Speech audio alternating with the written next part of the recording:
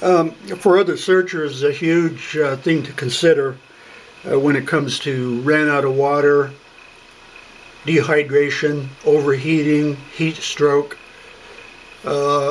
Keep in mind, this is still September. Now let's go all of October. Now let's go almost all of November. Kenny Veach was up there.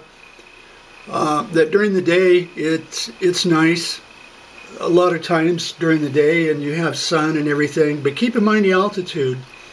That he was up there pretty much hiking around virtually in winter. Snow would have already been up here. Snow would have already been up there, as well as Mount Charleston. Remember, this hike here, this elevation here is, almost as high as Mount Charleston. So keep in mind, searchers, that he was up there virtually in winter, and he would have had to been prepared. So that it really does rule out dehydration, stuff like that. Ran out of water, couldn't make it back. It really does rule that out, unless he was doing something totally crazy. Another factor to consider is altitude, as far as where to search. The one fly in the ointment that makes me nervous is this theory that he went up here. I spent the night up there. And was working down. Well, he would have been hiking up quite likely into snow, let alone now let's take the night. The nights would be very long and ass freezing cold. The days would be much shorter than they are now. And no hiker goes up, well, it's getting dark, I'm going to climb into my sleeping bag or whatever, and I'm going to sit there and lay there for 14 hours. Nobody does that.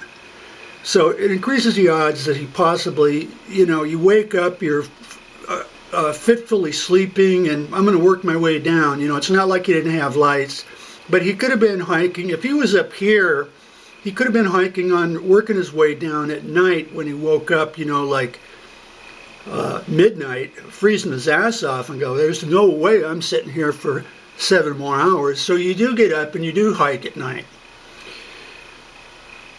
So that would tend to lean against this area, but he could have done it. There definitely are pictures of him up at Mount Charleston in the snow, dressed in full military garb, $2,000 worth of equipment on him.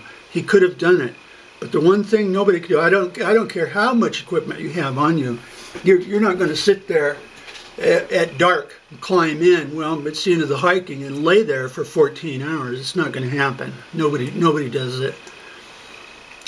So that makes me nervous.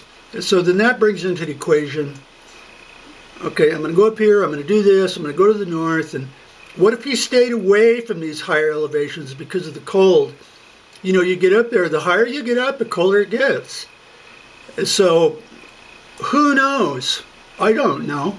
Who knows if he's going up here? Well, I'm going to be up here for another day or so, and I'm going to come down here or go up here and work down into the warmer elevations, and I think I'll just go over here and look for artillery shells. I mean, there is no way anybody can know that. So you have a hiker up there that, myself or anybody, you can go up and change plans if you're freezing your ass off, and it's not going to be go up higher. It's going to come down lower. And this could have been his home base, the cell phone mine, and this ravine, the rock cairn, this, that, the other thing. But you got to realize, see the snow here? See the snow? That's what that is, that's snow. So it's a huge part of the equation, but for other searchers, rule out, ran out of water, was overheated, dying of heat stroke. It is not an equation. He was up there in the middle of winter.